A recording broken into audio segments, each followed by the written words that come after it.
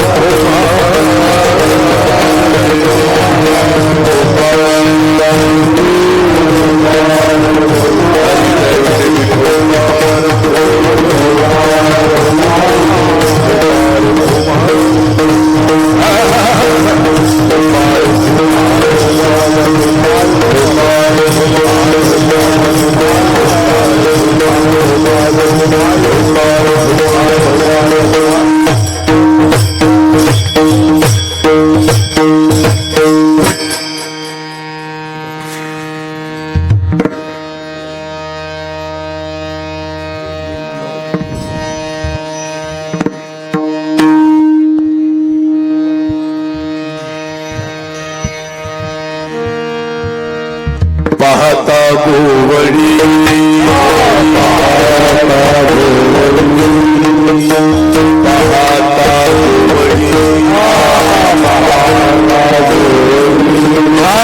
आयत्यांची उष्टावळी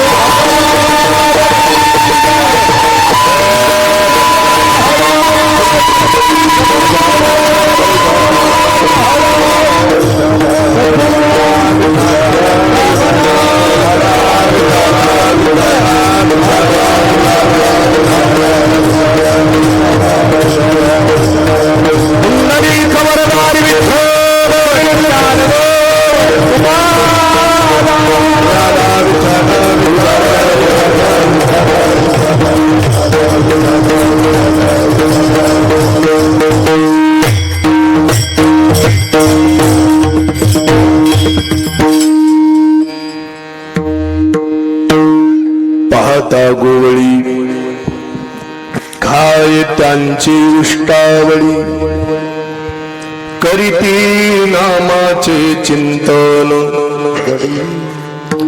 गडी कान्होबाचे ध्यान आली द्यावी डाई धावी वळत्या मागे गाई करीती नामाचे चिंतन गडी कान्होबाचे ध्यान एके ठाई काला तुका म्हणे भाविकाला करीती नामाचे चिंतन गडी कान्होबाचे ध्यान पांडुरंगा करू प्रथम नमन पांडुरंगा करू प्रथम नमन तुझे चरण संताची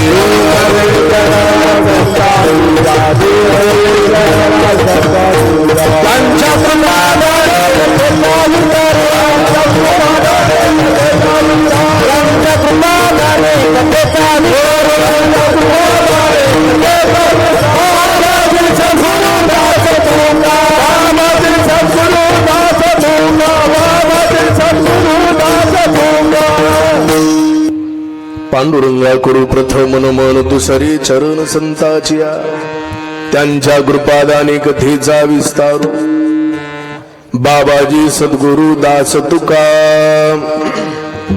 काय माझी वाणी मानेल संतासी रंजवू चित्तासी आपुलिया ज्ञानेशं ज्ञानमूर्तिं साक्षात प्रेम स्वरूपिणीं नामदेवं दयामूर्तिं नाथं वन्दे पुनः पुनः वैराग्यस्य परामूर्तिं देवक्षेत्र निवासिनीं तुकाराम महाराज भक्तराज चतुष्टयम् ऐसे हरिबाबा महाराज सद्भक्तीचा केवळ ध्वज म्हणून त्यांचा घोषज बंदा गुलाम झाला विठ्ठल कंठीची पुष्पमाळा दत्त बाबाच्या पडली गळा सेवून त्या प्रसादाला ठाकूर बुवा संतोष पावले विठ्ठला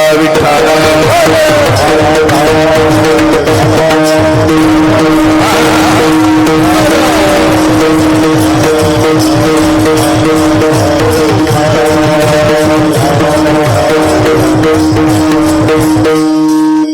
प्रस्तुत प्रसंगी प्राप्तस्थळी संप्राप्त कीर्तन रूपी सेवे करता म्हणजेच निरोपणा करता प्राप्त असणारा भंग श्रीमंत श्री जगद्गुरु तुकोबाराय यांचा 4 चरणाचा उत्कृष्ट असा अत्यंत प्रसिद्ध असणारा अत्यंत महत्वाचा अभंग काल्याच्या प्रकरणातला निवडलेला असून या अभंगाद्वारा जगद्गुरु तुकोबाराय काल्याचं स्वरूप आपल्या समोर प्रतिपादन करतात. नेमकं काला म्हणायचं कशाला, काला नेमकं करतं कोण, काला करण्याचं साधन तरी नेमकं काय आहे, या बऱ्याच प्रश्नांची उत्तर महाराज या प्रस्तुत अभंगामध्ये देतात. सेवेच्या आरंभाला थोडासा परिहार द्यायचा म्हणजे असा, समस्त ग्रामस्थ मंडळी मौजे जवळका आपणा सर्व ग्रामस्थांच्या सहकार्यातून प्रतिवर्षाप्रमाणे याही वर्षी या भव्य आणि दिव्य अशा स्वरूपाचा अखंड हरिनाम सप्ताह या ठिकाणी संपन्न होतोय. आणि या उत्सवामध्ये खास करून म्हणजे आमचे रामजी सर्जेराव आडमुटे यांच्या विशेष असणाऱ्या अशा आग्रहास्तव प्रेमाखातीर खास इथं येण्याचा हा योग आहे. कारण पहिल्यांदा चालू माझं कीर्तन कुठं ऐकलं असं मी विचारलं त्यांना. ते म्हणले समोर नाही ऐकलं, मोबाईलवर ऐकलं, युट्यूबला. आता सध्या तेच चालू आहे सध्या जास्त. मग काही का असं ना, नाही म्हणले तुम्हाला यावंच लागतंय. जवळपास महिना दीड महिन्या अगोदरपासून ते फोन आणि हे त्या एवढ्या आग्रहास्तवन प्रेमा खातीर. थोडक्यात माझा इकडल्या परिसरातला फॅन म्हणलं तरी काय हरकत नाही. आणि त्याच्यामुळं इकडे येण्याचा हा योग आहे. या सेवेकरता उपस्थित असणारी सर्व गुणीजन मंडळी, भाविक श्रोते मंडळी, टाळकरी मंडळी, गावकरी मंडळी, माळकरी मंडळी, हो, तथा आमचे मृदंगाचार्य गोरक्ष महाराज. वा, नाव आहे तेच भारीच आहे तसं दमदार. गोरक्ष महाराज या ठिकाणी सुंदर अशा प्रकारचं वादन आहे. हो, आता मला काही परिचय नाही या सगळ्यांचा. ही टाळकरी मंडळी या ठिकाणी उपस्थित आहेत आणि आपल्या सगळ्यांचा मेळ जमवण्याचं काम ज्या एका विशिष्ट माध्यमातून होतं ते म्हणजे हे सिस्टीम आलीत बघा. याच्या करता एकदा टाळ्या वाजवा. सुंदर अशा प्रकारची सिस्टीम आहे. किती बी मूड गेला तरी मूड जाग्यावर आणण्याचं काम. शाबास. त्याच पद्धतीनं हे युट्यूब चॅनल देखील या ठिकाणी उपस्थित आहे. असो, आपणा सर्वांच्या सहकार्यानं भगवान पंढरीश परमात्मा जशी बुद्धी देतील त्याप्रमाणे मर्यादित वेळेत 2 शब्द बोलण्याचा प्रयत्न आहे. विठाला विठाला.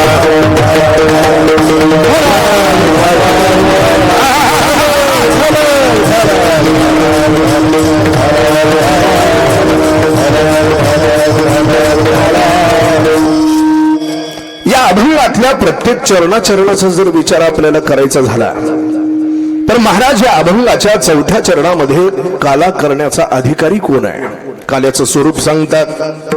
अभंगाच्या 3ऱ्या चरणामध्ये हा काला करणार नेमकं कोण कोण आहे त्याचं दिग्दर्शन करतात. अभंगाच्या 2ऱ्या चरणामध्ये हा काला करण्याचं साधन नेमकं काय आहे याचं दिग्दर्शन करतात.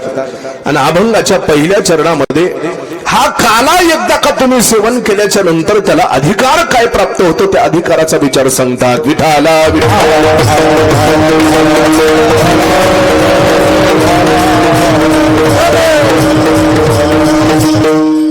असो, आजचा हा काल्याचा प्रसंग आहे. गेली 6-7 दिवस झाले आपण सर्वजण या ठिकाणी कथा, कीर्तन, प्रवचन, हरिपाठ सगळी साधनं करत आहात. पण या सगळ्या साधनाचा शेवटचं कशानं होत असेल तर त्याचं नाव आहे काला. या काल्याच्या कीर्तनानं त्या सगळ्याची सांगता होते.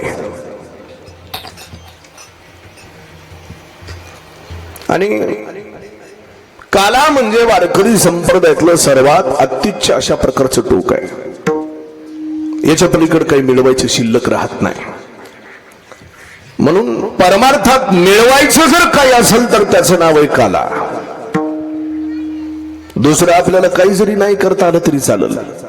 भले टाळ नाही वाजवता आला तरी जमल, ठेक्यात नाही आला तरी जमल, वाजवता नाही आलं तरी जमल, गाता नाही आलं तरी जमल, परंतु माणसानं काला प्राप्त करून घ्यावा. एकदा का जीवनात काला प्राप्त झाला रे झाला, मग आपले बिल निघतात कारखान्यातून. जवळच इथं बिल निघलं पाहिजे, त्याच्यातल्या त्याच्यात लवकर निघलं पाहिजे, भावही चांगला पाहिजे आणि त्याच्याकरता मालही चांगला पाहिजे. या सगळ्या गोष्टी आपल्याला मिळवण्याकरता काला पाहिजे. मग काला म्हणजे नेमकं काय ऐका. 2 वस्तूचं एकत्रित केलेलं मिश्रण त्याचं नाव आहे काला. मग या 2 वस्तू कोणत्या आहेत? एक म्हणजे दही आणि दुसरं लाही. दही आणि लाही ज्या वेळेला एकत्रित येते त्यावेळेस खरा काला होतो. मग काला म्हणजे एवढाच त्याचा अर्थ आहे का? गावा बाजारात गेले, दही लाही आणली विकत, एकत्रित केली, काल्याचं कीर्तन झाल्याच्या नंतर प्रसाद वाटला, सगळ्यांनी तो प्रसाद सेवन केला आणि काला मिळाला की म्हटले आम्हाला झाला आता सगळं. अरे काला म्हणजे एवढा मर्यादित अर्थ नाही त्याचा, व्यापक अशा पद्धतीचा अर्थ या काल्याचा. याच्यामध्ये दही नावाचं तत्वही वेगळं आहे आणि लाही नावाचं तत्व सुद्धा वेगळं आहे. तुम्ही म्हणाल त्याच्यात काय आलं एवढं, सांगतो. ज्ञानाची लाही तयार करावी लागते आणि प्रेमाचं दही तयार करावं लागतं. आणि या दोन वस्तू ज्यावेळेस एकत्रित येतात त्यावेळेस जीवनाचा खरा काला सिद्ध होतो. लक्षात येत आहे? हो, काय म्हटलो मी? ज्ञानाची लाही तयार करायची आपल्याला. लाही करत असताना त्याला असं ते तापवावं लागतं. पहा, ते साळ असते ना, साळ, आणि ते तापवल्याच्या नंतर ते आतून असं उमलतं. पहा, बरोबर आहे? आणि ते उमलल्याच्या नंतर ते भाजून भाजून त्याची लाही तयार होती. महाराज सांगतात, बीज भाजून केली लाही केली लाही आणि आम्हा जन्म मरण नाही. अशी लाही बनवावी लागते. मग लाही म्हणजे ही व्यवहारातली लाही आहे का? व्यवहारातली नाही. इकडे लक्ष द्या. लाही म्हणजे ही लाही आहे. याला काय म्हणतात? तुम्हाला काला सांगतो आज. काला कसला असते ते. याला काय म्हणायचं? या शरीराला म्हणायचं लाही. मग ही लाही तयार करत असताना यालाही तापवावं लागतं. लाही म्हणल्यावर, अरे साळ म्हणल्यानंतर तापवावं लागत असेल तर लाही बनवण्याकरता तापवायचं आहे. मग याही लाहीला ताप्त करण्याकरता कशानं का जाळ लावायचा का? तापवायचं म्हणजे काय? पेटवायचं तर आहे शेवटी म्हणा. हो, पण ते पेटवण्याच्या अगोदर काला खायचा आहे आपल्याला. त्याच्याकरता याला तप्त करायचे. कशानं? बरीच माणसं वेगवेगळ्या तापानं तप्त झालीत. महाराज सांगतात, संसाराच्या तापे तापलो मी देवा.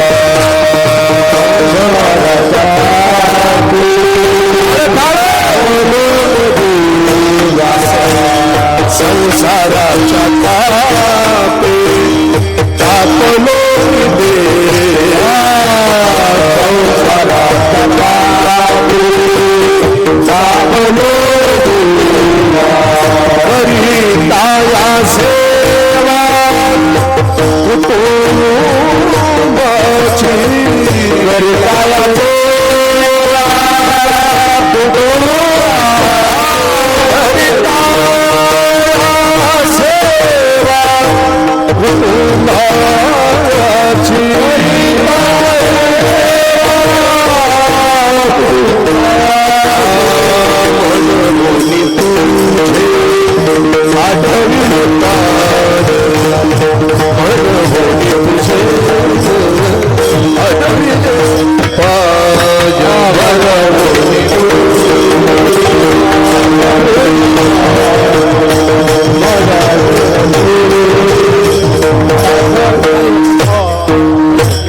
संसाराच्या तापे तापलो मी देवा.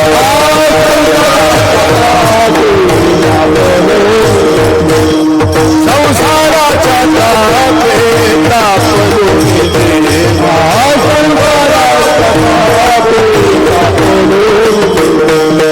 करिताया सेवा कुटुंबाची. करिताया सेवा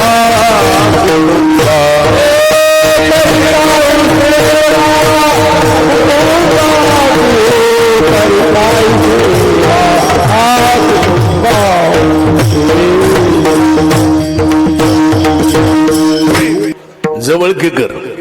इकडे जवळ लक्ष द्या माझ्या आता. हो, संसाराच्या तापे तापलो मी देवा. महाराजांचं म्हणणं आहे, बरीच माणसं अशी आहेत जी संसार करत असताना तप्त झालेली आहे. खरे का नाही? वाटते का नाही आता द्याव सोडून म्हणून? काय आहे हा तर कुठवर चालायचं म्हणले. घे हिसके तोड दावे, घे हिसके तोड दावे. कौरक चालायचंय बाबा. द्या म्हणले सोडून हे, आणि चला आपलं कुठेतरी लांब जाऊन राहू. मग बरेच पंढरपूरला येतात. प्रपंचामध्ये कंटाळल्याच्या नंतर परमार्थ करण्याकरता तिथे येतात. पण तिथं आल्याच्या नंतर परमार्थ नाहीत करत, तिथं नवीन प्रपंच सुरू करतात. आलेत कशा करता? परमार्थ करता. महाराजांचं प्रमाण आहे, वनी जाऊनी वनिता चिंतिसी. घर बांधली डोंगरी विषया हिंदे दारोदारी. ज्ञानोबा सांगतात, प्रपंचाला कंटाळून गेलेले आहेत हे सगळे. मग सोडायचं कसं मग? हो नाही काय करावं बाबा, लयच घट्ट धरले जवळ करायला. तर बरेच जण कंटाळले, तप्त झालेले, त्रास वाटतो बऱ्याच जणांना. कधीतरी एकदा सोडून द्यावं, हे झाला डोक्याचा ताप. त्याच्यातल्या त्याच्यात हे वरचा एक ताप आहे, तप्त व्हायचा. आता गरमही तितकंच व्हायले की आपल्याला, म्हणजे खालूनही गरम आहे, वरूनही आणि मधूनही. मग एवढी सगळी गरमागरमी जर आपल्या आत झालेली असेल तर मग म्हटले महाराज, लाही तयार करायला आणखीन कुठला जाळ लावायचा? झाले ना हे तप्त. पण या तप्त होण्याला काही अर्थ नाही. परमार्थ क्षेत्रामध्ये संसाराला कंटाळून इकडे आलेली असली तसली इकडे चालत नाही. मग इकडं तप्त करण्याकरता काय करावं लागतं? ऐका, लाही बनण्याकरता इकडं तप करावं लागतं. मग हे तप कशाच आहे? हे कायिक तप आहे, वाचिक तप आहे, मानसिक तप आहे. या तीनही तपाच्या जोरानं या लाहीला, या शरीराला तप्त करावं लागतं. मग नेमकं काय करायचं? आपल्याला हे जे शरीर दिलेलं, या शरीराकडून तप म्हणजे पंढरपूरच्या वारीला लागायचं. वारी करत जाणं, चालत जाणं, याला म्हणतात हे तप. कशाचं?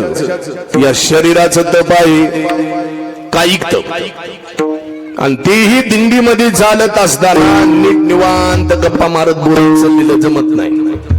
त्याच्याकरता भजन करत चालावं लागतं. गात जागा, गात जागा, गात जागा, गात जागा,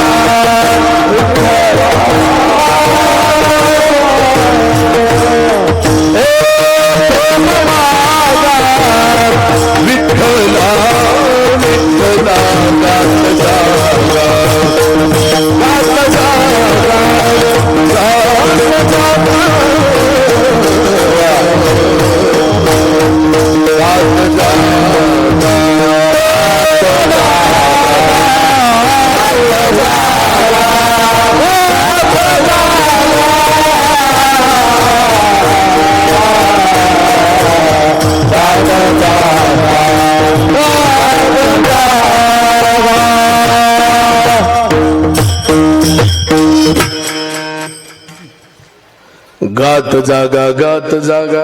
इकडे लक्ष द्या बरं तुम्ही. कोणी इकडे इकडे बघू नका. आता उगा एकच तास बसा फक्त शांत. कोणी इकडे तिकडे बघायचं नाही, उठायचं नाही मधून. हे नियम आहेत कीर्तनाचे. कारण एखादं तिकडे बघितलं की सगळे तिकडेच बघतात. मग ते सगळंच विक्षेप होतो कीर्तनाचा, त्याला काही उपयोग राहत नाही. त्याच्यामुळे शांत चित्तानं एकच तास बसा, जास्त वेळ नाही. हो, मला माहिती आहे तुम्हाला किती बसायचंय ते. हो, जास्त नाही वेळ लावत, फक्त एक तास. एक तासात होतंय का? होतंय. अहो, मोक्ष मिळाला एक तासात, काय घेऊन बसता? एक तास उरला खटवांगरायाची आणि भाग्य दशा कैशी प्राप्त झाली. म्हणून त्याच्यामुळे काही काळजी करू नका. महिला मंडळ पाठीमागे शांत बसा जरा. हो, तर या कायिक तपानं वारीमध्ये चालत असताना गात जागा, गात जागा, प्रेम मागा विठ्ठला, हे झालं कायीच तप आहे. दुसरं तप मानसिक तप, अंतःकरणापासून परमात्म्याचं नामचिंतन करत राहणं, हे मनाचं तप आहे. आणि वाचिक तप म्हणजे या तोंडानं दुसऱ्याच्या टवाळक्या, लावालावी, निंदा असलं काही न करणे. करायचंच असेल तर फक्त देवाचं नाव घेणे. हो, कारण हे ज्यांनी घेतले ते म्हणजे आमचे जगद्गुरु तुकोबाराय. त्यानंच सांगितलंय प्रत्येक इंद्रियाला ज्याचं त्याचं काम सांगितलंय आमच्या तुकोबाराय. हो, डोळ्यानं काय करायचं? तुम्ही डोळे घ्या रे सुख पहा विठोबाचे मुख मना तेथे धाव घे राहे विठोबाचे पायी तुम्ही आई कारी कानानं ऐकायचंच असल माझ्या विठोबाचे गुण आणि तोंडानं काय करायचं? घेई घेई माझे वाचे आणि गोड नाम विठोबाचे. या परमात्म्याचं नामस्मरण करत राहायचं बाबा, बस, बाकी दुसरं काही नाही. आणि हे तुकोबाराय सांगतात स्वतःच्या इंद्रियाला, आणि तुकोबारायचेच इंद्रिय तुकोबारायचं ऐकत नाही. काय म्हणतोय मी? हे महाराजांनी सांगितलेल्या इंद्रियांना, या वाचेला सांगितलं, वाणीला तू नामस्मरण करायचंय. हो, तुकोबारायच्या चरित्रातला प्रसंग आहे. तुकोबाराय बहिर दिशेला गेले आणि बहिर दिशेला गेल्याच्या नंतर डोंगराच्या पलीकडून, तिथून अलीकडून एक पंडित ब्राह्मण जात होते आणि त्या ब्राह्मणाच्या कानावरती आवाज ऐकू यायला लागला, विठ्ठल विठ्ठल विठ्ठल विठ्ठल. त्या ब्राह्मणानं विचार केला, म्हटले इकडे तर बहिर दिशेला जातात आणि त्याही दिशेकडून अशा प्रकारचा विठ्ठल विठ्ठल आवाज यायला लागलेला आहे, नेमकं कोण आहे पाहावं. याच्या करता तो विद्वान ब्राह्मण जरासं पुढे येऊन वाटेवरती उभारला. महाराज तिकडून आले आणि आल्याच्या नंतर त्या विद्वान ब्राह्मणाने तुकोबारायला विचारलं, म्हटले ओ महाराज, तुम्हाला काही नियम काही माहिती आहेत की नाही? हा, परमार्थ करायचा आहे, भजन करायचं, मग भजनच करायचं असेल तर हातपाय तोंड धुवून शुचिरभूत होऊन करा ना, मग आमची काही ना नाही. पण अशा अशुभ अवस्थेमध्ये सुद्धा तुम्ही भजन करता. तुकोबारायनं सांगितलं, म्हणले नियम मलाही माहिती आहे, मलाही माहिती आहे, पण काय करू म्हणले ती माझं ऐकतच नाही.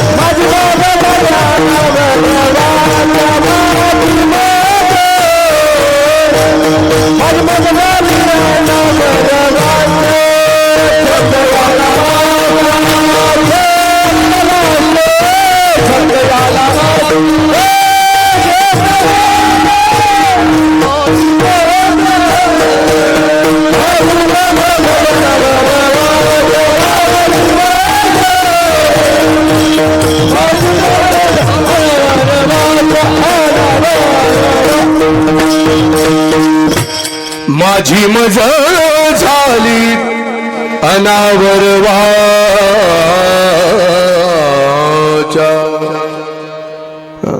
छंदया नामाचा घेत तुकोबाराय म्हणतात, नियम मलाही माहित आहेत, पण काय करावं ती माझं ऐकतच नाही. आता ही ती म्हणजे कोण आहे? हो, तुम्हाला विचारतोय मी, ही ती म्हणजे कोण आहे? अवस्था. हा, बऱ्याच जणांची ती ऐकत नाही, आहे का? जवळकी कर. मग ही ती म्हणजे कोण आहे? तर ती म्हणजे ही जिव्हा आहे, तिला जीभ म्हणतात. बरं, या जिभीला शिकवणारे कोण आहेत? हेच शिकवतात. तुकोबारायनेच सांगितलं, या जिभेला तू नामस्मरण करायचंय. आणि पुन्हा हेच म्हणतात ती माझं ऐकत नाही म्हणून. काय मौज आहे. आणि मग ऐकत नाही म्हटल्याच्या नंतर त्या ब्राह्मणाने तुकोबारांकडे पाहिलं आणि म्हणले कुठून येतं हे नामस्मरण. म्हणले ही काय, ही जीव ऐकत नाही माझं. नामस्मरण चालूच आहे, विठ्ठल विठ्ठल विठ्ठल जिभेतून. आणि अशी कशी काय नामस्मरण करते म्हणून त्या पंडित ब्राह्मणानं तुकोबाराच्या जिभेला असा हात लावून हिसडावा असा विचार केला. असा हात लावला आणि हात लावल्याबरोबर त्या जिभीमधून त्या पंडित ब्राह्मणाच्या हाताला करंट लागला. काय लागला? विठ्ठल. करंट लागला. आणि करंट लागल्याच्या नंतर ते ब्राह्मण आता शांत बसले नाही. त्यानं काय केलं माहित आहे? विठ्ठल पांडुरंग विठ्ठल पांडुरंग विठ्ठल पांडुरंग विठ्ठल पांडुरंग विठ्ठल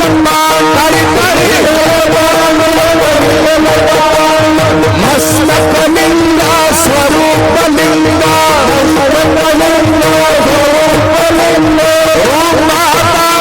सज्जन संधा तुलसी माला शुद्ध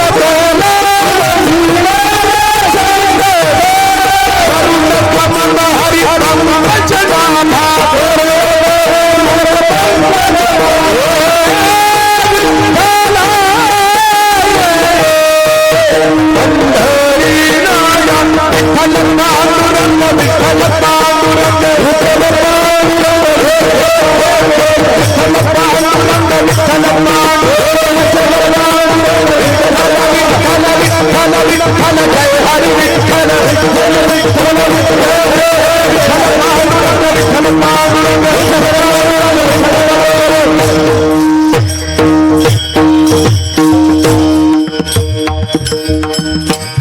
हे भजन कर्नाटक मध्ये गायले जाते.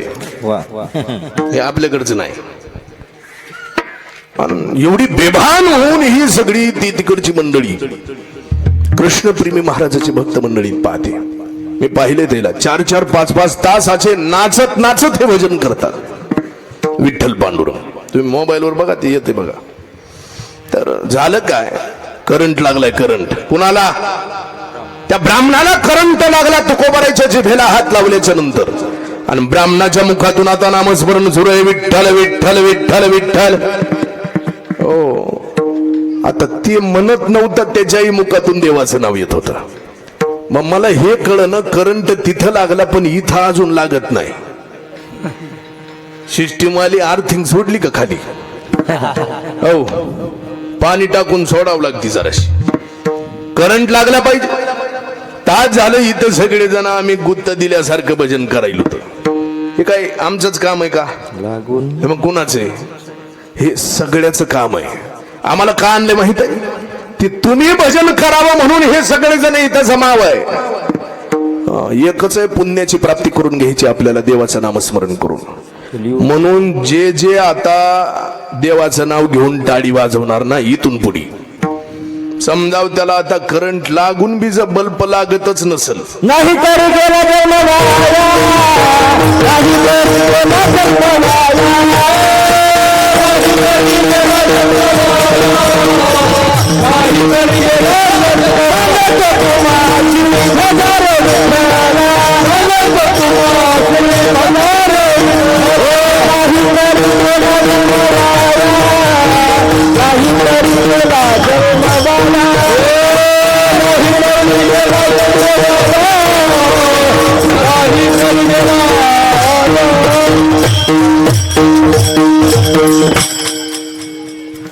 एवढं सांगून बी जर ऐकत नसले तर काय करावं मग त्याला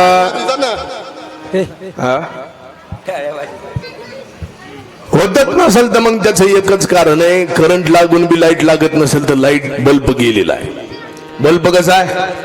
मग इथून पुढे जर जन नावं घेतले नाहीत त्यात मी समजून घेतो शिटिंग वाल्यामध्ये ते बल्ब गेलेले आहेत. जेवढे चांगले तेवढ्या बल्पायमधून देवाचं नाव येईल आणि गेलेल्या बल्पायमधून मग काही इशेच नाही, त्याला नुसताच करंट वाया जाणार आहे. हो, म्हणून हे झालं वाचिक तप. नामस्मरण करून कायिक, वाचिक आणि मानसिक या तीनही तपाच्या अनुषंगाने ही सगळी लाही तप करून तप्त करायची. आणि एकदा कला ही तयार झाली रे झाली का मग तिला दह्यामध्ये मिसळायचंय. आता हे दही कोणतं आहे? हे दही म्हणजे नामाचं दही आहे. आणि हे दही सहजासहजी बाजारात पैसे देऊन विकत मिळतं तसं मिळत नाही बाबा. हे दही प्राप्त करून घ्यावं लागतं. नामस्मरण घ्या म्हणून साधू संतांना सांगितलेलं खरं आहे, पण नामस्मरण घेण्याकरता पुढे कोण येतंय? धसतच नाही ना. महाराज सांगतात हे जन्म सहस्त्री ओळखीचे एक वेळ मुखा यावया.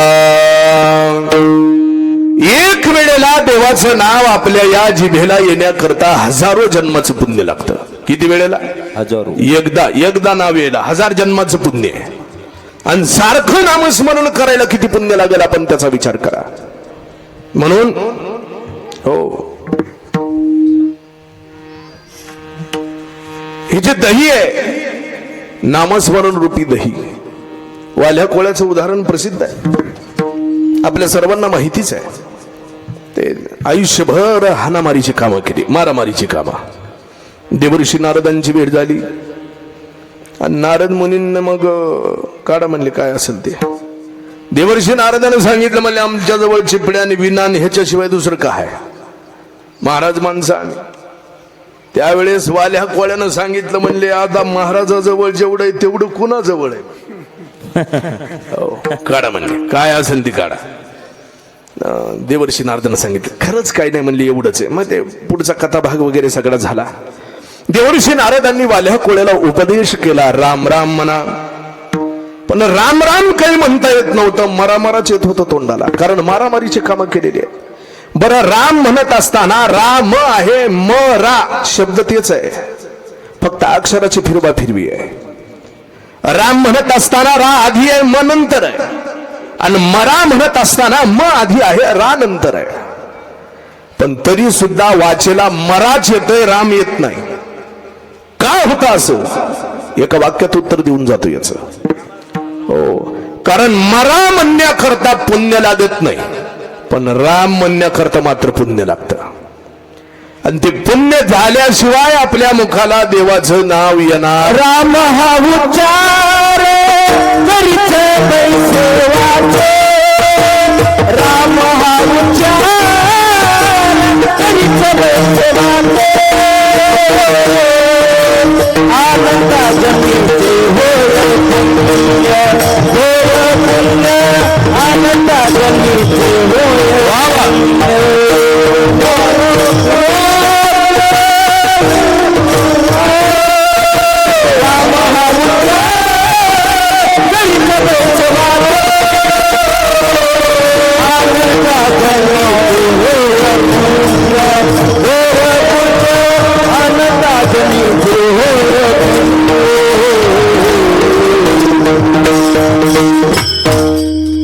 होय ते नामस्मरण केल्याच्या नंतर पुण्य, मग तिथून पुढे ते राम राम राम राम राम राम त्या शब्दाची महती एवढी झाली, पुण्य एवढं झालं की मग कोळियाची कीर्ती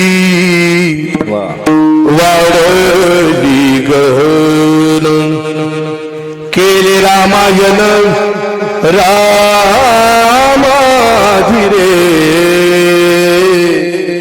कोळियाची कीर्ती वाढली एवढा अधिकार प्राप्त झाला की रामचंद्र प्रभूचा अवतार होण्याच्या आधीच सगळं रामायण लिहून ठेवलं.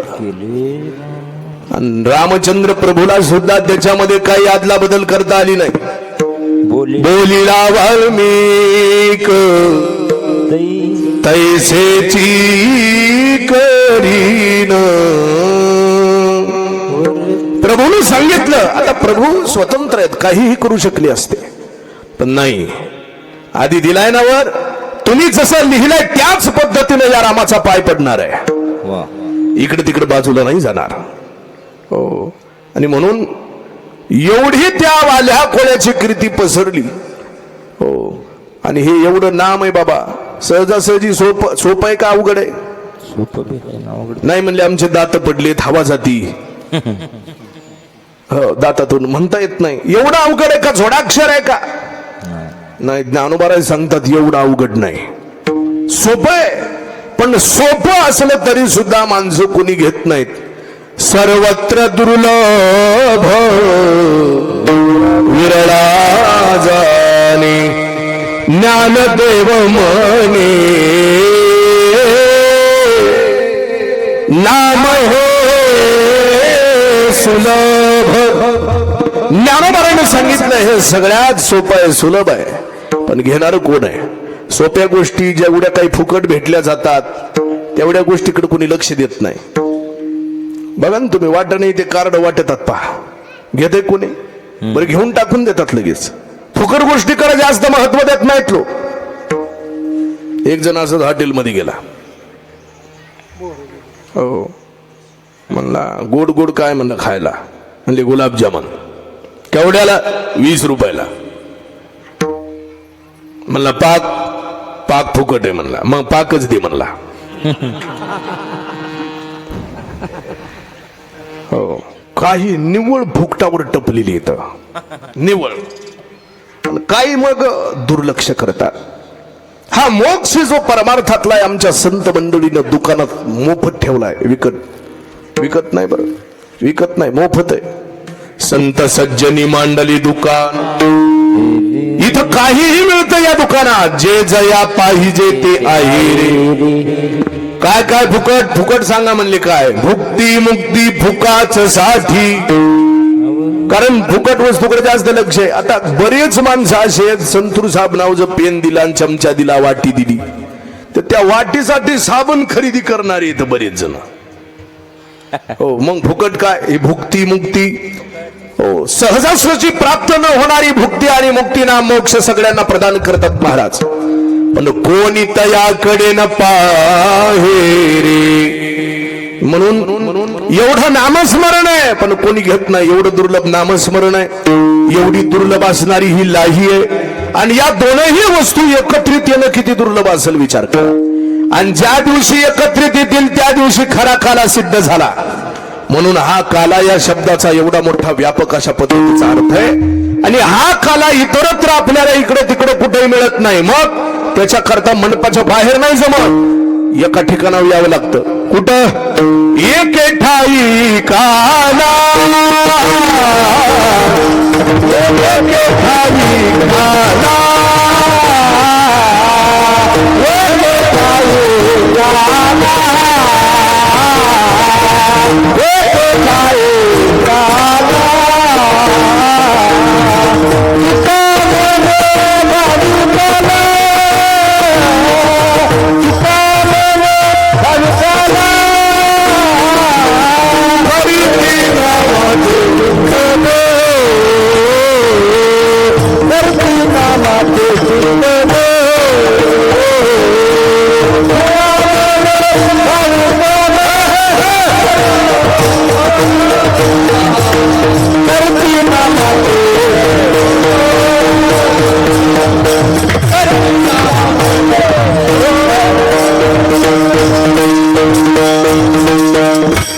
महाराज सांगतात एके ठाई काला आणि तुका म्हणे भाविकाला हे एके ठाई म्हणजे काय एके ठाई होणं या शब्दाचा अर्थ म्हणजे एक असणारं ब्रह्माचं अधिष्ठान त्या अधिष्ठानावरती आपल्याला निवांत असं बसायचंय म्हणून इथला एक शब्द हा संख्यावाचक नाही स्वरूपवाचक आहे एके ठाई होणं म्हणजे एकाग्र होणं आहे एकी ठाई होणं म्हणजे ज्ञान प्राप्त करणं आहे आणि नुसतं ज्ञानानं काला मिळत नाही त्याला भक्तीची जोड पाहिजे भक्ती काय तुका म्हणे भाविकाला ही भाविक म्हणजे काय भाविक नाम जे भाविक लोक करतात ती भक्ती कारण परमार्थ क्षेत्रामध्ये भाव पाहिजे बाबा भाव शुद्ध ज्याचा भाव झाला अन दुरी नाही देव त्याला भाव भावेन देवं कलया नरेंद्रम धनेन कांता कपटेन शत्रु सत्येन मित्रं कृपया च पुत्रं ज्ञानेन मोक्षं वशमानयन्ति सुभाषितकार सांगतात काय अर्थ याचा काय अर्थ आहे? भाव भाव पाहिजे. भावेन देवम कलया नरेंद्रम. कलियुग राजाला जर प्रसन्न करून घ्यायचं असेल तर त्याच्याकरता कला असावी लागते अंगात. राजा प्रसन्न होतो. कलया नरेंद्रम. नरेंद्र म्हणजे मोदी का? हो, थोडक्यात तेच अर्थ आहे. कसा? कारण नरेंद्र नाम राजा. वा नराचा इंद्र असणारा त्याला म्हणतात राजा, सम्राट. त्याला प्रसन्न करून घ्यायचं असेल तर कला असावी लागते अंगात. भावेन देवम कलया नरेंद्रम धनेन कांता. आपल्या बायकोला जर खुश ठेवायचं असेल तर काय लागतंय? पैसा रुपया आहे बाबा. सबसे बडा रुपया रुपया. इथं रुपया लागतो. धनेन कांता कपटेन शत्रू. शत्रूवर मात करायची असेल तर कपटानच करावी लागते. कपटेन शत्रू. पुढं महाराज सांगतात ज्ञानेन मोक्षम वशमानयंती. म्हणजे मोक्ष हा ज्ञानानेच प्राप्त होतो. नुसत्या चप्या केल्या म्हणून मोक्ष मिळत नाही. बरेच जण आहेत असे डोक्याचं मुंडन करून कुठं ज्ञान प्राप्त होत असतं का? त्याच्याकरता जावं लागतं. तनु मनो जीवे चरणासी लागावे. अगरवता करावे दास सकळ. हे सगळं करायचंय त्यावेळेस कुठं ज्ञानाची प्राप्ती आहे. पण मुख्य मुद्दा असा आहे, देवाला जर प्रसन्न करून घ्यायचं असेल तर भाव लागतो. भावेन देवम. हो, जेथे करिता ती गोपाळ काला. हरिनामी तयाचा गणगला. देव भावाचा भुकेला. मिळाले संत मदनारी. तो हरियाला तयाची आलो भाव भाव. देव का होवी तेवरी उभा उभा. देव का होवी तेवरी. कशाचा भुकेलाय? देव भावाचा भुकेला. त्याला भाव लागतो. हो, देवाकारणे भाव तस्मात द्यावे न लगे फारसे वित्त. झाले कचित्त तरी बहुत एवढ्यासाठी नका करू आता हतगा. म्हणून भाव पाहिजे. सध्या भाव जास्त झाले तर बाकीचे भाव, पण अंतःकरणातला भाव मात्र कमी झालाय. अंतरी ती घेतो गोडी. शाबास.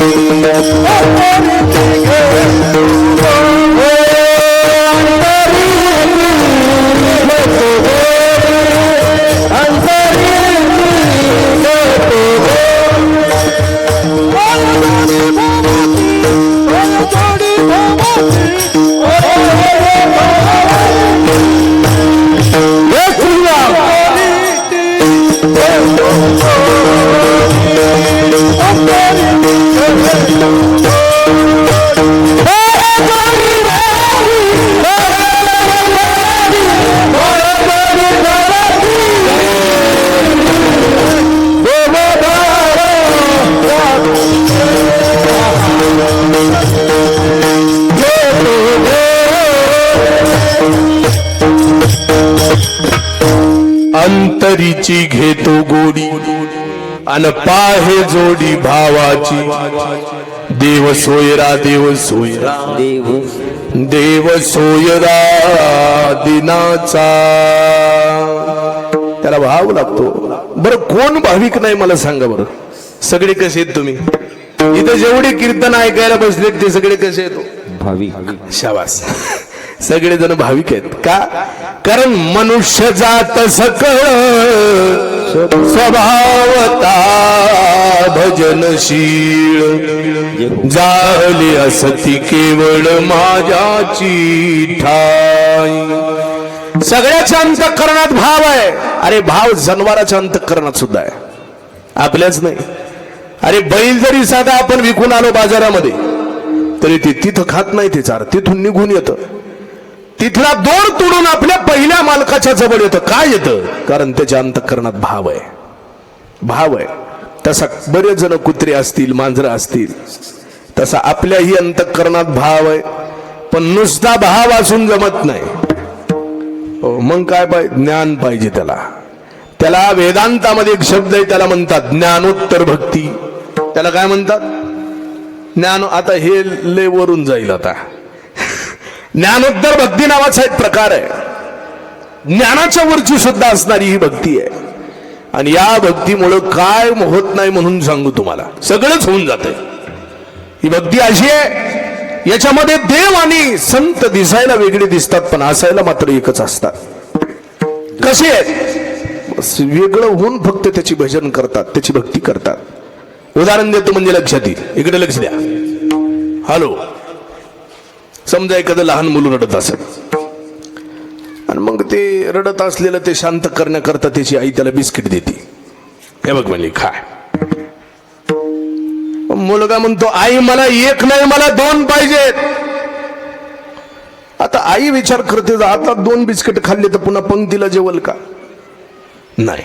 मग आता 2 तर द्यायचे, पोट तर नाही भरलं पाहिजे. आई एक युक्ती करते, ती एकच बिस्किट असं मधुर मोडते. किती झाले? हे बघ म्हणते आता झाले का नाही 2.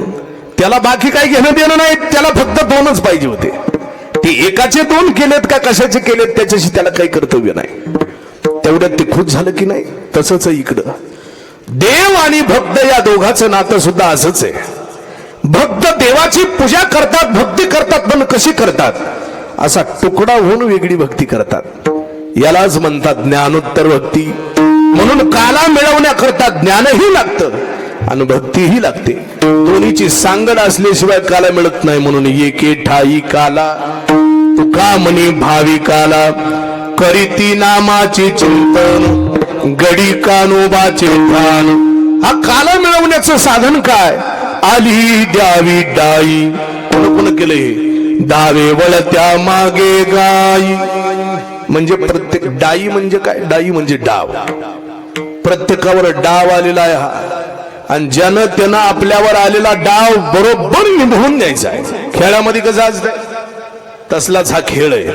संसार हा खेळ घडीचा येथेची राहणार, पुण्याईचा ठेवा तुमच्या बरोबरी येणार. आता हे गाथ्यातलं नाही बरं, हे माथ्यातलं आहे. पण मला सांगायचं एवढा हा सगळा खेळ आहे. आणि खेळ खेळत असताना बरोबर खेळावा लागतो. आचे कोचे खाऊन खेळावं लागते खेळ. असं येडागाबळ्यावानी खेळात जमत नाही. म्हणून हे कसं आहे तर याच्यामध्ये इंद्रियावरून आपल्याला खेळ खेळायचा. हा परमार्थ आपल्याला जर जिंकायचा असत इंद्रियावर व्हायचे, पण इंद्रियावर एवढं सोपं नाही. यततो यपि कौन्तेय पुरुषस्य विपश्चितः इंद्रियानि प्रमाथीनि हरति प्रसभं मनः. ये रवी तरी अर्जुना हे आया नयेची साधना, जे राहटता ती जतना निरंतर. ऐका ज्ञानवराच्या ओव्यात, हो जया ते अभ्यासाची घरटी, यमनियमाची ताटी, जे म्हणते सदा मुठी धरोनी हाती, तेही खिजती कासाविषयी, या इंद्रियाची प्रौढी ऐसी, जैसी मंत्रज्ञाते विवसी भुलवी पा. अर्जुना तेने पाडे, जयाशी विषय वार्ता नावडे, नेदीच कही तोंडे इंद्रियाचे निजाव. फार अवघड हे इंद्रियावरनं. अरे जरा जरी जिलबीचा आणि गोडाचा वास आला तरी आपलं मन तिकडे धावतंय. भजनात असो मन धावतंय का नाही? हा एवढं मन हे एका जागेवर बसत नाही. म्हणून महाराज सांगतात वमिलियांना लालन घोटे रसना, का अंगण सुये आलिंगना प्रेताची. इकडे लक्ष द्यायचं नाही अशाकडं, म्हणजे नीट चलत आहे. सगळ्यांना बघितलं मग जरा त्याला वाटतंय मयाकडे बी कोणीतरी बघायले, आणि बघितलं की माणूस जास्त करते. मग ती येडा असू नाही तर शाबास विडाला विठ्ठल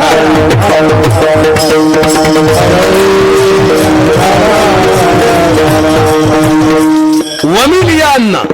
अरे एकदा आपण वमन करून टाकलेलं अन्न पुन्हा खावंसं वाटतं का? नाही ना खावंसं वाटत. ते काय झालं, जावयाला बऱ्याच दिवसाच्या नंतर आल्याच्या नंतर आता बायाची आवड एक वेगळीच आहे. शेण साय उतरंडन जावाई या 4 गोष्टी बायाच्या आवडीच्या. म्हणजे आता नाही ते शेणाचं सगळं, आता टाईल्स फरची पुसायचं काम आलंय. आता शेण नाही साय आहे पण कोणी खात नाही तशी. उतरंडी तर गेल्याच. हो उतरण माहिती आहे ना तुम्हाला, आमच्या काळात होती ती, तुम्हाला नाही कळायचं आता. हो त्या उतरंडी अशा एकावर एक ठेवलं जायचं पा. हो तर ते जावाई एक आवडीचा. बऱ्याच दिवसापासून जावाई आला म्हणून मग ते सासून चांगला बेत केला खायचा. स्वयंपाक सगळा असा हेन तेन सगळं. आता मी सगळं सांगत बसत नाही, मी नव्हतो तेव्हा तिथं. सगळा पंचपक्वान्नाचा स्वयंपाक केला, जेव घातलं. इथवर आलं होतं जावयाच्या, तेव्हा तिथंच होतो मी. इथवर आल्याच्या नंतर गळ्यापासून आलं बैठकीत असे बसले जावई हे सगळे. तितक्यामध्ये सासूबाई आली पुन्हा अजून. म्हणली जावाई बुवा आताच म्हणली शहरातून जाऊन जिलबी आणली. म्हणली आमच्याकडे जिलबी प्रसिद्ध आहे आणि काही करून एक तरी जिलबी तुम्हाला खाव लागते. जावाईनं सांगितलं, म्हणला हे बघा सासूबाई जिलबीचा तुकडा जरी बुडवला तरी लागन म्हणला. आता मधी इथं भिजल म्हणला त्याच्यात, आता ह्याच्या उपर जाऊ शकत नाही. पण आग्रह नाही, घ्याच थोडं घ्याच, खावंच लागते. लयच लांबून आणलाय, आवडीचेच आहेत तुम्ही. बऱ्याच दिवस आरबा एवढं सगळं वर्णन करून त्याला ते खाऊच घातलं. आणि खाऊ घातल्याच्या नंतर व्हायचं ते झालं. डळबळ डळबळ डळबळ भड भड भड भड सगळं वकलं ते बाहेर. तेव्हा मी नव्हतो तिथं. तेव्हा ते सगळं खाल्लेलं ते बाहेर, ते तुकडे तांदळाचे, डाळीचे, वरणाचे, चपाती. आणि तुम्ही ऐकायलात काही तर मग सांगू काय, तर हे सगळं आतलं तुकडे तुकडे सगळे बाहेर पडले. जिलबीची बी तुकडे पडले होते. आता ती सासूबाई म्हणली बाकीचं जाऊ द्या म्हणली, गेलं तर गेलं, पण ते तुकडे तिनं गोळा केली एका प्लेट मधली. ह्या बघा म्हणली जावाय बुवा गेलं तर गेलं बाकीचं, पण ही एवढी जिलबी तरी खा म्हणली. आता खाईल कधी, सोपं आहे का? मग हेच सांगितले ज्ञानोबारायनं, वमिलियांना लाळन घोटे रसना. एवढ्याच वाक्याचा एवढा दृष्टांत आहे. आता किती वव्या म्हणून दाखवल्या मी, किती दृष्टांत होतील त्याचे विचार करा. आणि वेळ किती लागेल आपल्याला. कांगण सुये आलिंगना प्रेताची फार अवघड हे सगळे इंद्रिय आवरण. विषय दिसली की डोळे झाकून त्याच्या पाठीमागे धावत होतात, ते धावत नाही. हो मग असले जरी असणारे हे विषय असले तरी आपल्याला ते इंद्रिय आवरायचे ना आवरून देवाच्या कामाला लावायचे. हे मन मनेरी नावाची गाय, तुका म्हणे तुरा खरी मनेरी, मग त्या येरी आम्ही जाणू. मग मनेरी नावाची गाय, या मनेरी गाईला देवाचे पाय एकदा दाखवले की आता कोठे धावे मन, आणि तुझे चरण देखलिया. तिथून ते हलत नाही. पण हे कशामुळे झालं? करीती नामाचे चिंतन, गडी कानोबाचे ध्यान. केवळ आणि केवळ नामस्मरणाची ताकद आहे. मग त्याच्या जोरावर पाहता गोवळी आणि खाय त्यांची उष्टावळी. म्हणून हे गोवळी म्हणजे गवळ्याचे पोरं. कसले होते? लय मेकअप केलेले, पावडर बिवडर फेशियल असलं काय नव्हतं. गवळीयाची ताकपिरे कोण पोरे चांगली, अशा त्या शेंबडाच्या लोळ्या गाळायच्या त्याच्या नाकातून. फाटक काहीतरी अंगावर धोतर असायचं, मळके कधी आंघोळ ते असं तसं. असले मित्र होते देवाचे. हो पण त्या गोपाळाच्या संगतीमध्ये आमचा परमात्मा काय, खाय त्यांची उष्टावळी. त्या गोपाळाचं उष्ट खायचा देवानं. बरं उष्ट नाही, बरं शब्द काय आलाय उष्टावळी. उष्ट वेगळं आणि उष्टावळ वेगळी. येते का लक्षात? माहितीये का फरक? उष्ट वेगळं आणि उष्टावळ वेगळी. आपण जेवण थोडस शिल्लक राहिलं तर त्याला काय म्हणतात? उष्ट राहिलं. पण उष्टावळ म्हणजे जेवण करत असताना ताटाच्या भोवताल जे खाली सांडतं की नाही त्याला काय म्हणायचं? त्याला म्हणायचं उष्टावळ. मग देवानं काय खाल्ली गोपाळांची? खाय त्यांची उष्टावळी. या गोपाळांच्या ताटाच्या भोवताल जेवढं काही ते बारीक बारीक तुकडे पडायचे, कण पडायचे, तांदळ वगैरे भात, ते देवानं सेवन करायचा. का? कारण हे गवळ्याचे पोरं देवाला स्वतःच उष्ट खाऊ देत नव्हते.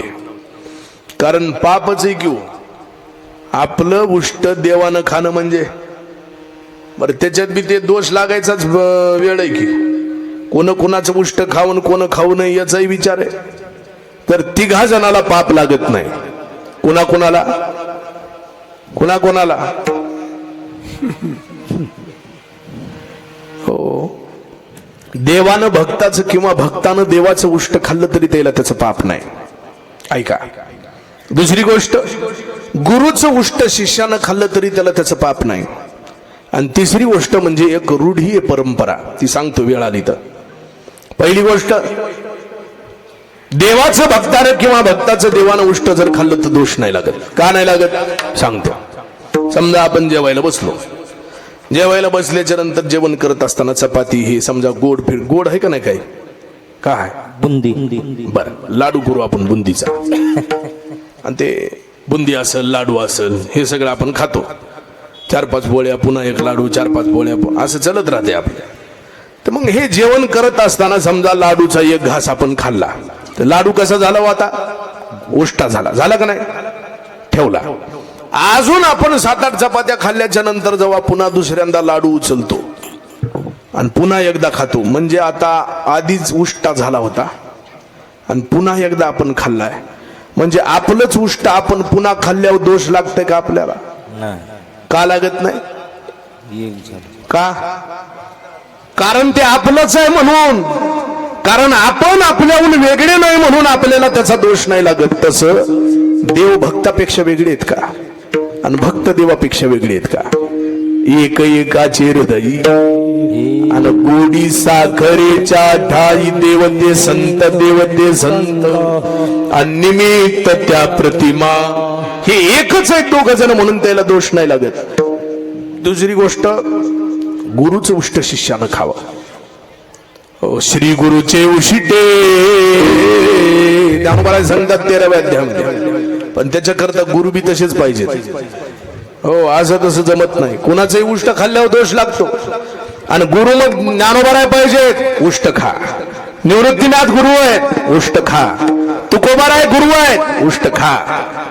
पण एरवी इकडचे तिकडचे असले तर उष्ट खाऊ नका, नाही तर मग दोष लागतो. आणि तिसरा एक प्रकार आहे त्याच्यात दोष नाही लागत. कोणता? ती म्हणजे एक रूढी आहे, परंपरा. काय आहे ते? लग्नामध्ये असते पहा. जर शूटिंग वाला जर तिथं नसेल तर पुन्हा एकदा ते एकमेकाला खाऊ घालतात आणि तितक्यासाठीच पुन्हा शूटिंग वाल्याला डबल बोलवतात. ह्यानं तिच्या थोबाडात कोंबायचं आणि त्यानं ह्याच्या थोबाडात कोंबायचं. बरं, आता हे कुठून आलंय? हे कोणत्या शास्त्रात नाही. तुम्ही कोणत्या बी ब्राह्मणाला, विद्वान ब्राह्मणाला विचारा, हे कुठल्या ह्याच्यात आहे म्हणा. बरं, ती उचलायची एक पद्धत आली आता नवरी नवर देवाला, तेही कोणत्या शास्त्रात लिहिलेलं नाही. आणि उष्ट खाऊ घालायचं ते बी नाही कुठं. पण रूढी आहे ना, बऱ्याच कालापासून चालत आली म्हणून ती परंपरा झाली, म्हणून त्याच्यात एक दोष मानला जात नाही.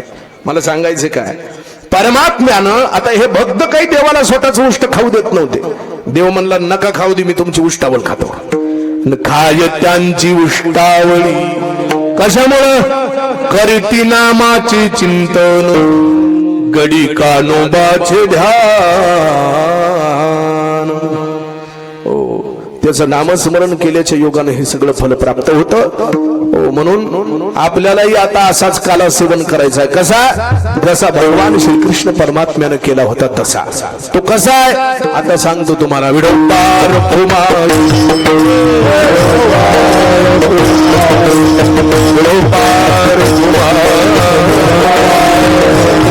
तारी तारी वाचवा मायबा. विडंबार कुमार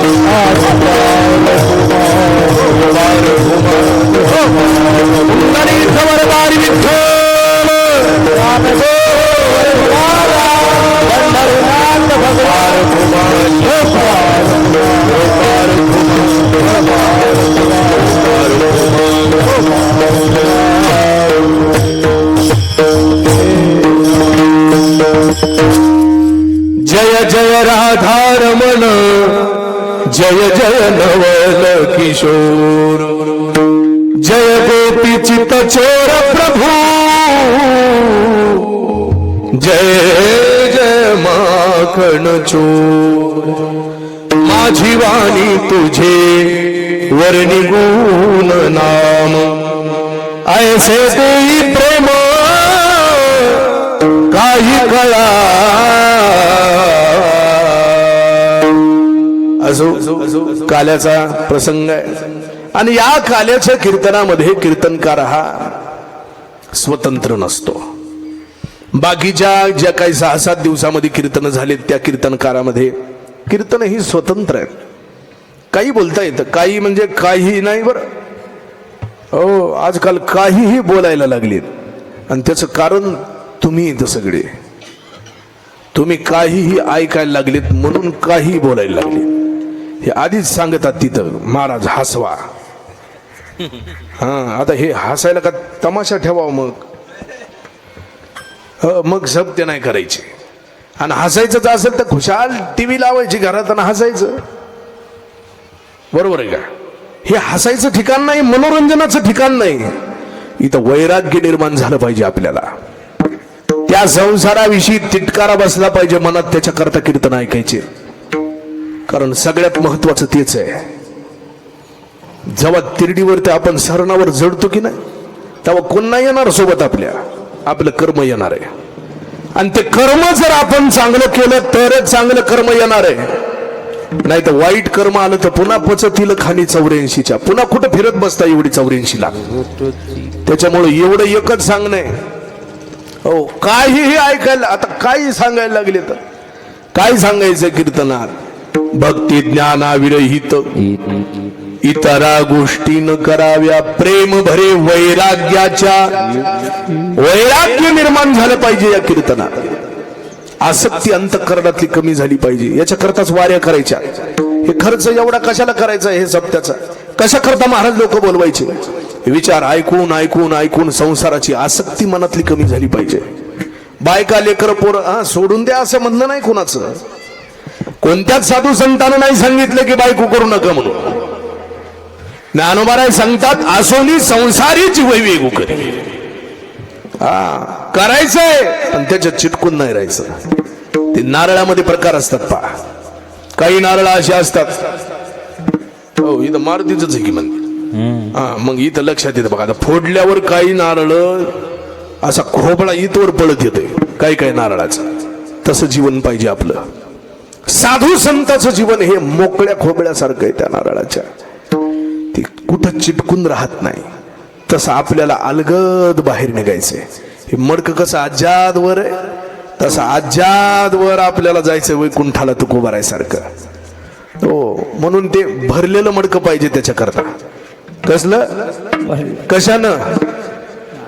ज्ञानानं भरलेलं मडकं पाहिजे. रिकामे मडके काय कामाचे नाही. आणि रिकामे मडके असली की मग ते तिथं फोडायच्याच कामी असतात. कुठं? शाबास. तिथं नेऊन फोडायचे. फुटलं नाही तर पुन्हा अजून त्याचे तुकडे करायचे. करतात ना, खापर करतात ना. तिथंही मडकच आहे इथंही मडकच आहे.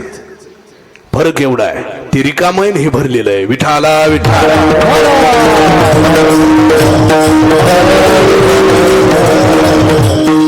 म्हणून आपला जन्म बी इथूनच आहे शेवट बी याच्यातच आहे. हे लक्षात घ्या. कारण हे बनलंय कशापासून? मातीपासून. आणि आपला जन्म मातीतूनच झालेला. ते एक दिग्दर्शनवर लागते बघा, ते एक सह्याद्रीवर, माती आमची हा. माती, आमची माती ना आमचे माणसं. म्हणजे आमच्या माणसं आहे नाच आमची. ते लागतं बघा, रोज लागतं ते 7 वाजता. अजूनही आहे. मला सांगायचं काय, आपला जन्मही तिथंच आहे आणि शेवटही त्याच्यातच आहे. म्हणून अशा पद्धतीचं वागायचं, तेव्हा कुठं काला मिळते. भरलेलं मडकं पाहिजे, वर जाणाऱ्या आजा. त्याच्यामुळं परमात्म्याच्या चरित्राचा उच्चार करायचा आहे. चरित्र ते उच्चारावे केले देवे गोकुळी. काय होतं चरित्र उच्चार केल्यानं? हे सगळं शरीर पवित्र होतं. पवित्र होईन चरित्र उच्चारे आणि रूपाच्या धारे गोजरिया. शरीर पवित्र करण्याची ताकद आहे चरित्र ऐकण्यात आहे, नुसती ऐकण्यात.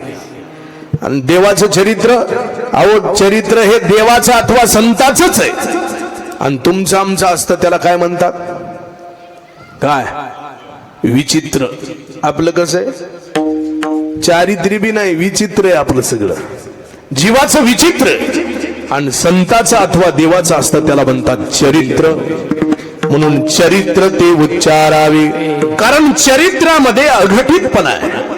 त्याच्यामध्ये कोडा असावं लागतं, नवल असावं लागतं. नवल केवडे केवडे नकळे कानोबाचे कोडे. विश्वव्यापक कमळापती आणि त्याशी गवळण कडी घेती. काव म्हणली एक बाई होती आणि त्या बाईनं अख्खा गावच उचलला म्हणले आपल्या कमरेवर. शक्य आहे का? पण तसं झालंय. आमच्या गोकुळातली गवळण विश्वामध्ये व्यापून असणारा हा परमात्मा भगवान श्रीकृष्णाला स्वतःच्या काखेवर घेतलं म्हणजे तसंच झालं की हो. विश्व आपल्या स्वतःच्या कमरेवर उचलण्यासारखं झालं. याला म्हणतात नवल, याला म्हणतात चरित्र. नाही तर आपलं काय आलं हे सगळं. लहान होता, या गावात मोठा झाला, तिकडे शिक्षण घेतलं, शिकायला गेला, लग्न झालं, हो पुन्हा पोरं बाळ झाले, त्यांचे शिक्षण, त्यांचे लग्न, त्यांनी हाणल्या लाथान काढून दिलं बाहेर. हे काय चरित्र आहे का? चरित्र आहे याला म्हणतात विचित्र. बरीच माणसं स्वतःचं आत्मचरित्र लिहायला बसायला लागलीत आता. तर ते आत्मचरित्र नाही, ते आपलं चारित्र्य, ती बी विचित्र आहे. त्याच्यामुळं देवाचं चरित्र आहे. आता त्या चरित्राला सुरुवात कधी? फार पूर्वीपासून सुरुवात झाली. आता देव इकडे जाणतो डायरेक्ट गोकुळात, शॉर्टकट ना.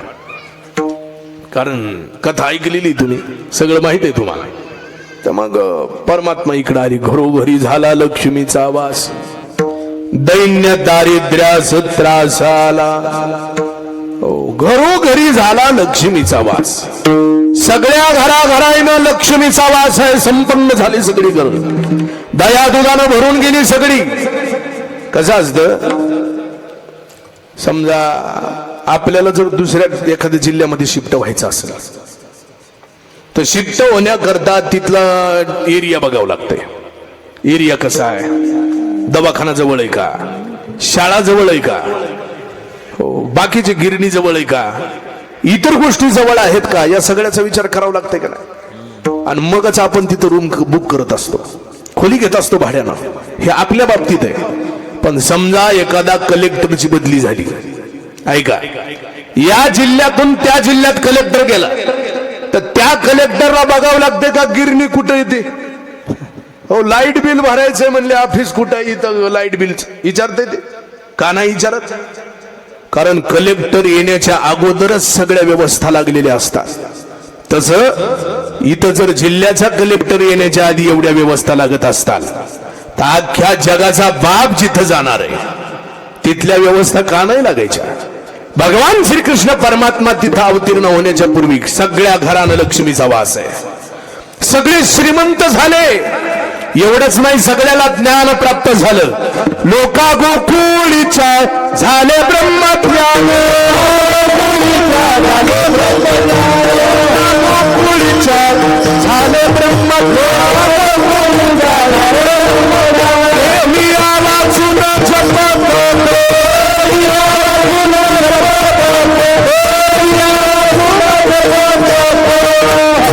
तिथल्या लोकांना सगळं ब्रह्मज्ञान प्राप्त झालं. वास्तविक पाहता ब्रह्मज्ञान जप तपानं साध्य होतं, पण देवाचा परिणाम असा सहज प्राप्त झालं.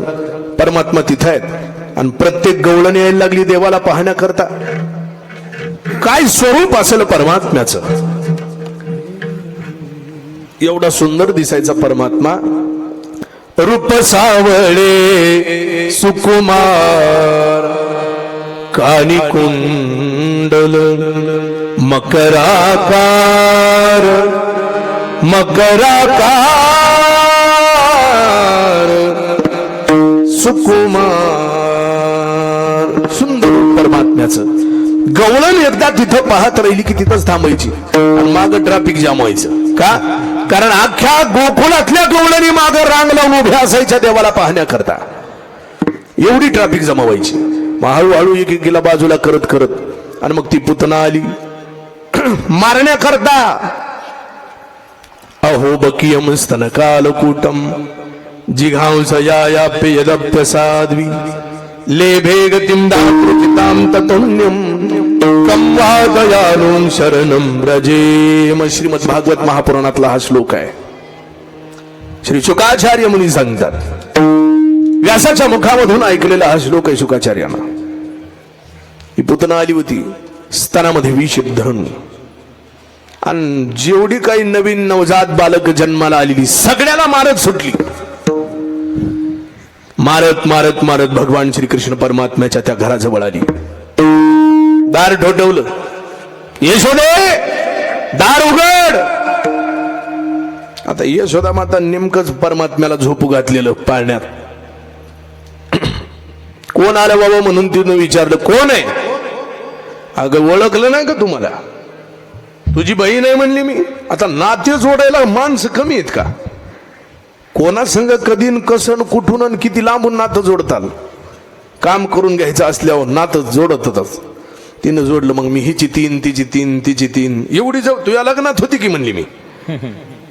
आणि मग लग्नात आणि मग जवळ कोण होतं तुझ्या? आता काय लग्नातलं का लक्षात राहते का? हो म्हणले. मग आशील आशील. मग काय म्हणतीस? काय नाही म्हणली. तुला पोरग झालंय काही खबर बिबर फोन तरी करा. नाही ते झालं म्हणजे पण तुझ्यापर्यंत कस काय बातमी आली? मग तिथं पुतणीनं माया टाकली आणि माया टाकल्याच्या नंतर यशोदा मातेला तेवढंस काही कळत नव्हतं. कुठे ते यशोदा मातेनं सांगितलं आत्ता झोपू घातलंय म्हणली. अगं म्हणली बघू तर ते. अगं आत्ता झोपू घातलाय. आणि तेवढ्यात परमात्म्यानं रडायला सुरुवात केली. याव याव. हा कुणा रडायला सुरुवात केली. पुतना म्हणायला लागली खोटं बोलतीस का मला? एवढ्या लांबून आली म्हणली मी पंढरपुराहून. लांबून येऊन मला खोटं बोलती. जा म्हणली घेऊन ये. घेऊन आल्याच्या नंतर मोहन माया टाकून दिली. यशोदा मातेला काही कळेना आणि मग ती पुतणीनं घेतला आपल्या जवळ परमात्म्याला. परमात्मा शुभ्र वस्त्रामध्ये असे गुंडाळलेले होते. असं धरलं मांडी घालून खाली बसली आणि ते शुभ्र वस्त्र असं बाजूला केल्याच्या नंतर परमात्मा दिसला. काय ते रूप होतं महाराज परमात्म्याचं. हो तिथं तीच मोहून गेली. जी मारण्याकरता आली होती तिलाच माया पडली तिच्या चेहऱ्यावर. काही कळना देवाचं रूप पाहिल्याच्या नंतर. अरे भले भले गार पडतात देवाचं रूप पाहिल्यावर. ते ही तर राक्षसी नव्हती, मारण्याकरता आलेली आहे. परमात्म्यानं डोळे लावलेले आहेत. का डोळे लावले त्याचं कारण आहे. कारण राक्षसी नाही म्हणजे अज्ञान आहे. आणि या अज्ञानापुढे आपण कशाला उग बघायचंय? कारण डोळे उघडली की ते अज्ञान निघून जाऊन ज्ञान होणार आहे. म्हणून डोळे बंद केले. दुसरी गोष्ट डोळे का बंद केले? कारण स्तनामध्ये विष भरून आलेली आहे आणि विष पिण्याचं काम भगवान श्रीकृष्ण म्हणजे विष्णूकडे आहे का? कुणाकडे? ते भगवान शंकरकडे आहे. ते भोलेनाथ बाबा. मग त्याने तिथून फोन लावला. कोण? भगवान श्रीकृष्ण परमात्म्यानं म्हटले हॅलो तुमची तारीख पाहिजे इकडे या म्हणले लवकर. मग तिथं भगवान शंकर आले. त्याच्याकरता ध्यान करण्याकरता डोळे लावले. बरीच कारण सांगितले जातात. आणि मग परमात्मा पहिल्यांदा दूध प्राशन केलं. विषही ओढून घेतलं. पंच प्राण आखळले आणि पुतनेचा असा मोठाच्या मोठा राक्षसी रूपातला देह तिथं गोकुळामध्ये पडलेला आहे. भगवान श्रीकृष्ण परमात्मा वर आहेत. सगळं अख्खं गोकुळ बघायला लागलेलं आहे. सगळी धावत आली. आणि मग काय बाबा एवढी काय देवाची लीला आहे, काही झालं नाही परमात्म्याला, सगळ्यांना नवल वाटायला लागलं. मग आता हिची विल्हेवाट लावावं लागल ना, त्या देहाची विल्हेवाट लावण्याकरता आता एवढं मोठं सरण कुठून आणा. म्हणून तिचे तुकडे केले, वेगवेगळ्या भागामध्ये तिला ते अग्नी देण्यामध्ये आला. आणि अग्नी दिल्याच्या नंतर तिच्या त्या सरणातून जो सुगंध बाहेर पडला, तो सुगंध अत्तरापेक्षा काही कमी नव्हता. तो सुगंध गेला वैकुंठामध्ये, स्वर्ग लोकात. स्वर्गातल्या देवांना वाटायला लागलं कुठल्या सेंटची अत्तरची बाटली फुटली काय, म्हणून एवढा सेंट यायला लागलाय सुगंध. काय झालं, खाली पाहिलं तर ती पुतना नावाची राक्षसी जळते आणि त्या जळण्यामधून त्या सरणातून हा सुगंध वर येतोय. हे कसं होऊ शकतं? अरे राक्षसनीचा देह आहे आणि सुगंध. तर त्याचं कारण एवढंच आहे, ज्या देहाला भगवान श्रीकृष्ण परमात्म्याचा हात लागलाय त्याचा सुगंध नाही येणार तर काय येणार आहे. म्हणून तसं या देहाला बी त्याचा हात लागला पाहिजे. काय म्हणतोय मी, त्या पुतना ती राक्षसीन होती, आपण राक्षस आहेत का? मग आपल्याला लावायचं का नाही देवाचा हात? कधी लागायचा? देव तिकडूनच जायचा, नाही तर आपल्याही देहाला देवाचा हात लागावा, मग सुगंध सुटणार आहे आपला, तवर सुटणार नाही. हे लक्षात ठेवा. अशा बऱ्याच लीला परमात्म्यानं केल्या. हो, लहानाची मोठी व्हायला लागली, रांगायला लागली, बाहेर पडायला लागली.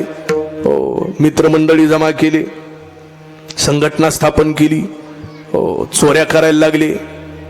आणि चोऱ्या करायला लागल्याच्या नंतर गारहाणे यायला लागली. गारहाणे सांगाया गोकुळीच्या स्त्रिया. आणि मग गारहाणे आल्याच्या नंतर यशोदा मातेनं सांगितलं, ए तुला सांगायले म्हणले. कुणाला? जगाच्या मालकाला. कारण एवढा अधिकार तिला प्राप्त होता. 10,000 वर्षाचं तप होतं महाराज या दोघांचं. तेव्हा कुठं देव जन्माला आलाय पोटाला. आणि देवाला बी असं बजावून सांगण्या इतपत ताकद फक्त भक्तात आहे, बाकी कोणात नाही. आणि मग हे बघ म्हणले तुला सांगायले, खोड्या करायच्या नाही, बाहेर जायचं नाही चोरीला, मग शाळेत जायचं. आता त्या काळची शाळा म्हणजे कोणती? गाई घ्यायच्या रानात जायचं. मग देव निघाले. जात असताना सुंदर सजवलं देवाला, ती काळी घोंगडी, तो पीस अडकवला. देव निघाले, थोडेसे असे पुढे गेले. यशोदा माता रडायला लागली, कारण आतापर्यंत बाहेर नव्हतं ना पाठवलं. रडायला लागली. आणि रडत असताना ते देवानं पाहिलं असं, आणि पेंद्याला सांगितलं, पेंद्या जा बरं, आई रडायला लागली, काय झालं बघू नये. ती पेंद्या गेला तिथपर्यंत. काकू काकू काय झालं तुम्हाला रडायला? त्यावेळेला यशोदा मातेनं सांगितलं, मग काय सांगू पेंद्या, आतापर्यंत कधी पाठवलं नाही रे बाहेर. माझ्या कानाला बाहेरचं वारच माहित नाही. आता आईची माया कशी असते, वार माहिती नाही त्याला, काय होईल कसं होईल त्याच्यावर लक्ष ठेवा बरं. पेंद्या म्हणायला लागला, काकू वार आणि याला माहित नाही? अगं बाहेरचं मधलं सगळं वार ह्याच आहे की म्हणला, कुणाच आहे? आणि त्याचं रक्षण आम्ही करायचं का? अरे आम्ही त्याच्या आधाराने जिवंत आहे तिथं. एवढी माया आमच्या यशोदा मातेची. आणि परमात्मा गेले आणि ती धूळ उडायला लागली त्या खुरांची. आणि ती गायी चालल्या होत्या ना, धूळ उडत उडत उडत हे पांढरे शिपट झाले आमचे भगवान श्रीकृष्ण परमात्मा. आणि ते पांढूर रंगाची माती उडाली, म्हणून त्यावेळेस देवाला नाव प्राप्त झालं पांडुरंग. ते तिथं नाव प्राप्त झालेलं आहे. आणि तिथलाच पांडुरंग इथं आलेला आहे पंढरपूरला. तर मग ते तिथं गायी सोडल्या, चरायला सोडल्या आणि खेळ खेळायला लागले. हो, विटी दांडू चेंडू लगोरी नाना परी खेळ मांडियाला यमुनेचे तिरी.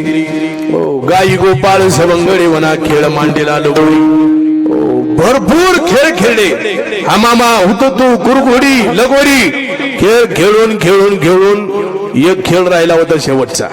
खेळ भवरा के पाली भवरा, भवरा के पाली भवरा,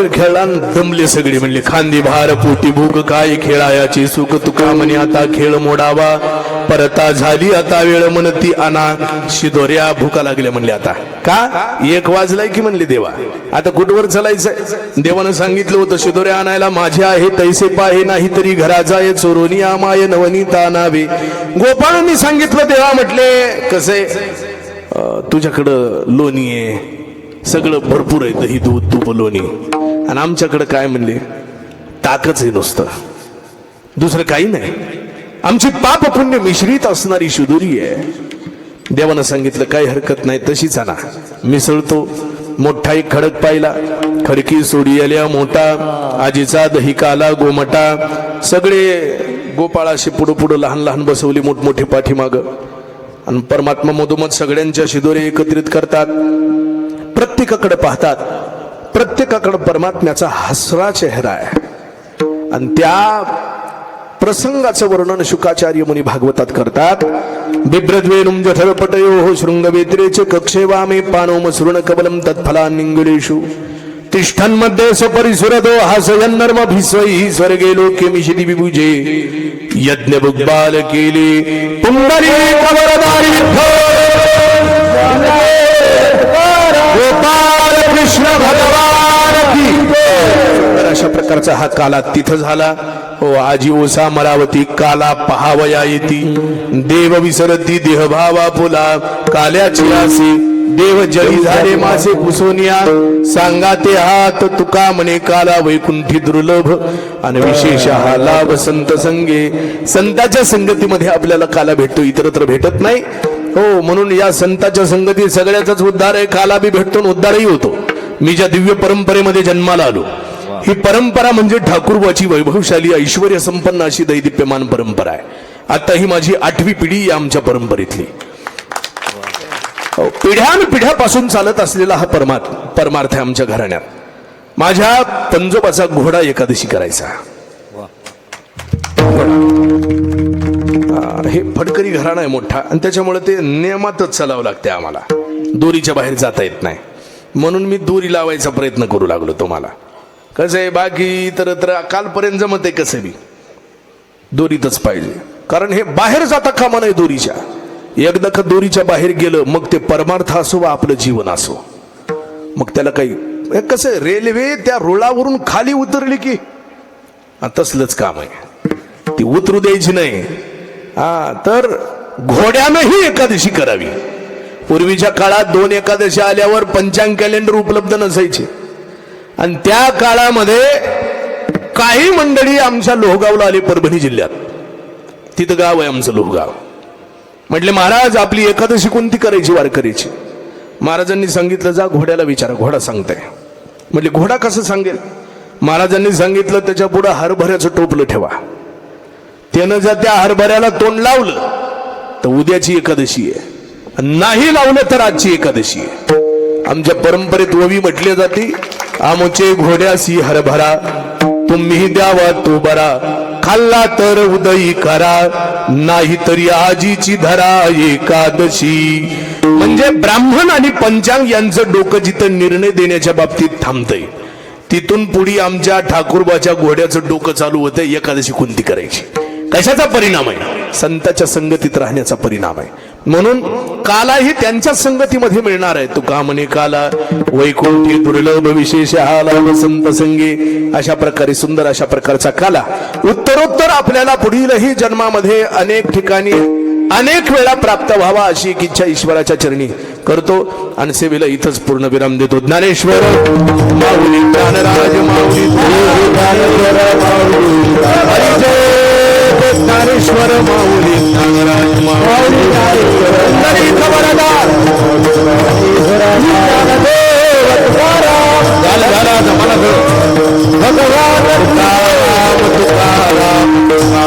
टाळी टाळी हात वर करा आज महाराष्ट्र तुम्हाला बघणार आता दिसू द्या खबरदार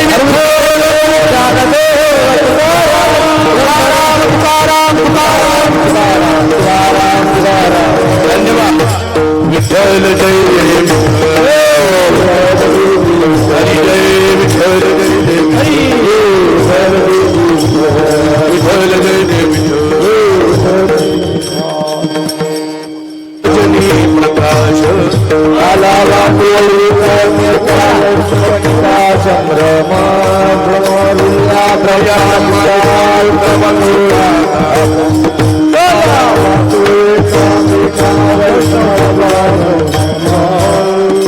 कामने भूमंडळी